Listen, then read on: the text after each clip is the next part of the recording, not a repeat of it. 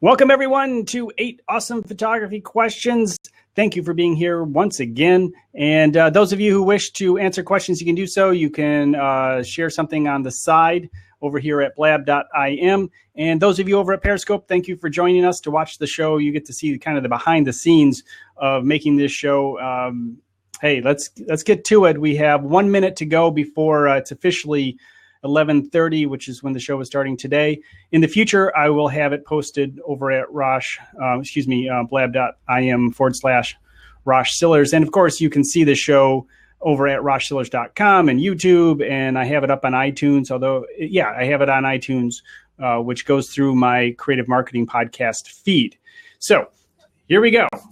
Are you guys ready? Are you ready to answer some questions? And we have a lot of people subscribed, but not a lot of people are in the chat room at this point. So I'll be looking over at you guys over at Periscope to answer some of these questions. If nobody comes in or nobody raises their hand, I will certainly answer the questions as I go along.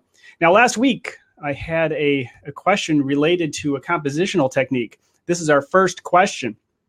And basically, what you do is you can turn your viewfinder into a tic-tac-toe board, and it is called a specific kind of compositional technique. What is this rule? It's the rule of what? What is it called? Compositional technique, which really does help you improve your photographs. You can, if you go into this tic-tac-toe board, you can, look at the different corners or the intersection points and put your subject. You got it. Rule of thirds. Thank you. There we go. We got a bunch of people. Rule of thirds. That is right. And there's a lot of ways to satisfy the rule of thirds.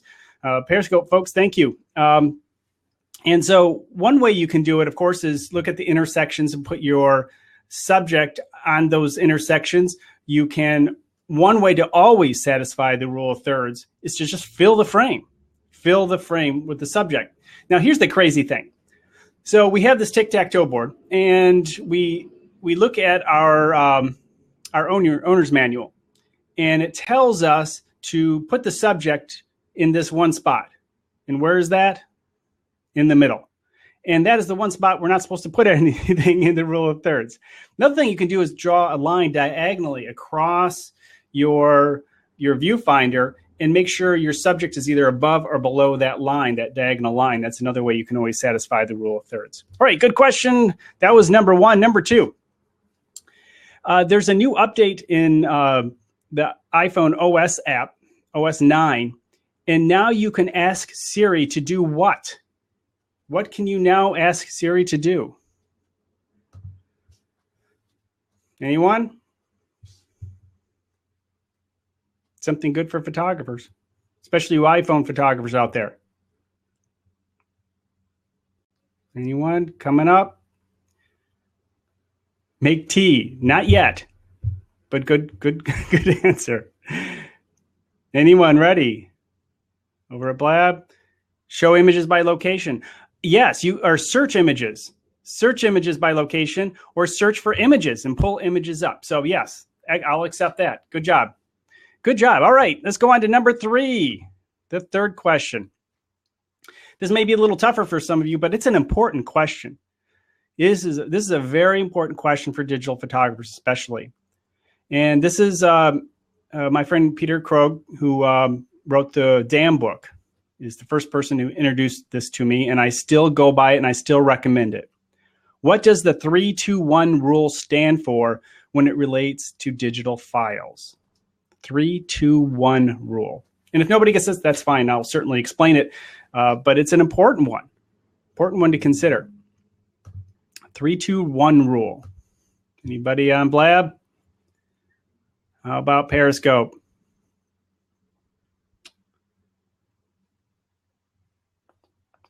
No? All right. 3-2-1 rule. It's about how you store your images. And the rule is this, that you have your images stored at 3 different locations, 2 different types of media, and 1 offsite. That's the 3-2-1 rule. So it has to do with file storage. And the Damn book is Digital Asset Management from Peter Krogh. If you're really interested, it's a nice big thick book full of great information. So yeah, 321, and that's a great way to go about it. You look how many of you have zip drives. How many of you have even CDs and DVDs are going out to save. A lot of computers don't even have them anymore. So different types of media are always going out of fashion, and there's updates, and so it's important to have multiple places so you can always retrieve. And those of you who, and this would be a good question down the road, what can you turn your files into? I'm going to save that. Maybe my last question. I'm going to expand on that in a few moments. Let's go to a photo question number 4. And for those of you who are really into photography and you'll get this question. This maybe someone who's just getting into photography could have a little trouble. Maybe not.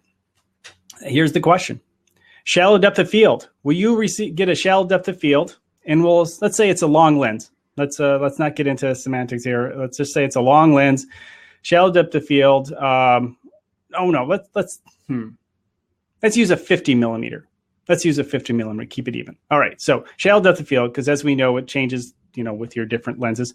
But you get a more shallow depth of field with a 2.8, 8, or 22, and I guess that qualifies for all lenses, doesn't it? Now that I think about it, most shallow depth of field with a 2.8.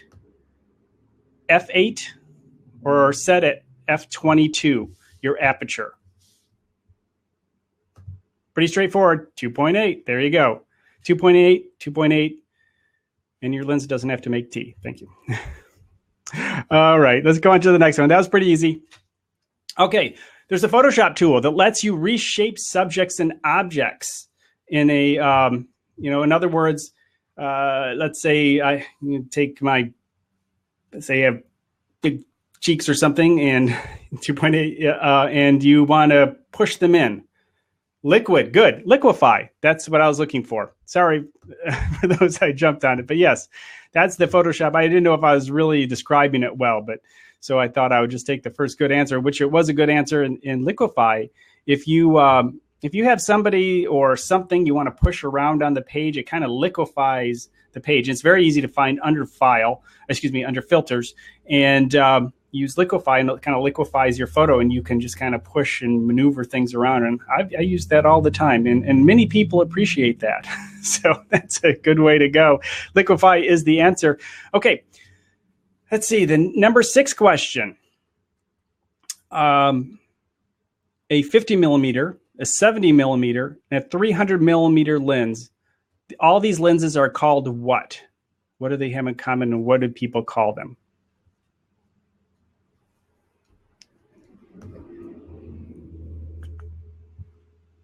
Prime and fixed lens. I'll accept both. Yep. Prime lens or fixed lens. Either one will work. Thank you. Good job, all. Thank you for participating, too. The Periscope crowd is doing great. Okay. Let's see. Number 7. What size? Here's from in the news from at least a week or so ago. What size is the new iPad Pro?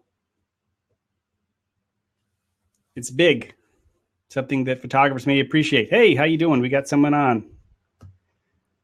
How you doing? Welcome, Omar. And let's see, too big. Too big. 12.9, 15 inch. Nope, 12.9 inches is the answer. All right, number 8. Number 8. If you have a slow shutter speed, this is a basic photo question. There are probably a number of ways you can approach this. Omar, there are a number of ways we can approach this. If you have a slow shutter speed, what can you do to help prevent a fuzzy image or out of focus movement image? What can you do to fix that? What do you got?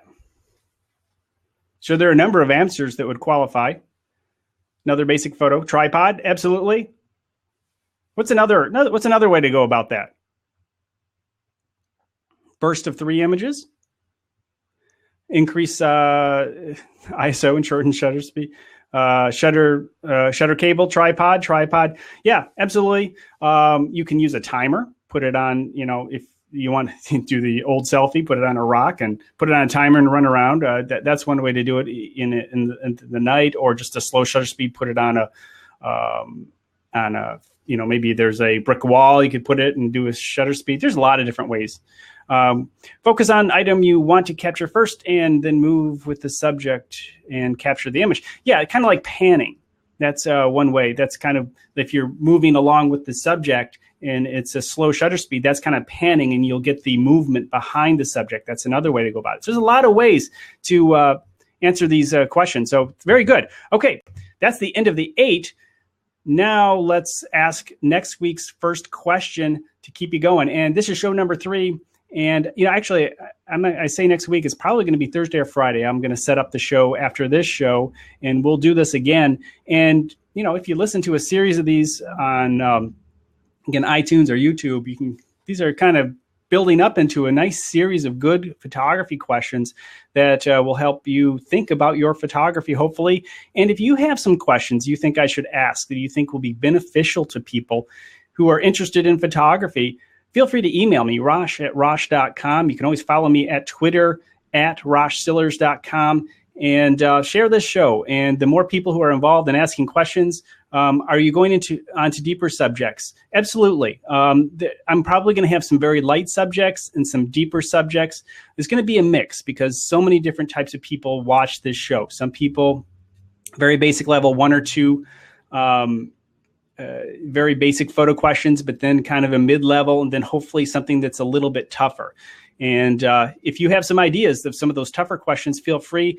And, sometimes it's tough to do the real tough questions just because it's a visual medium and we're chatting here. So we'll do the best that we can. So, if you have questions, again, follow up with me, and feel free. You can come on the show too. If you come over to blab.im, you can actually come on the show, and I'm happy to have people. Last time we had Doug from Frameable Faces, and we talked. So the backup subject is worth a deeper look. Thank you. Yes, absolutely. That's always a big subject for folks. Okay, so that's the last question, but we're going to do next week's question, or next time. And again, I think it's Thursday, Friday. So how can a spider help your photography? There's the question. Maybe that's something a little deeper. That'll be a little deeper topic. How can a spider help your photography? And those of you who have one know what I'm talking about.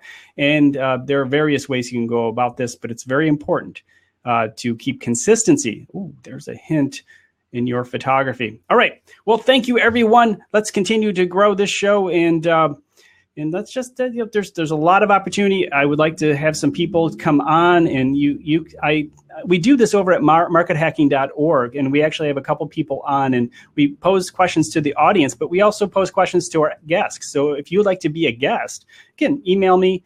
And you can you don't have to be an expert, have written 10 books or anything like that.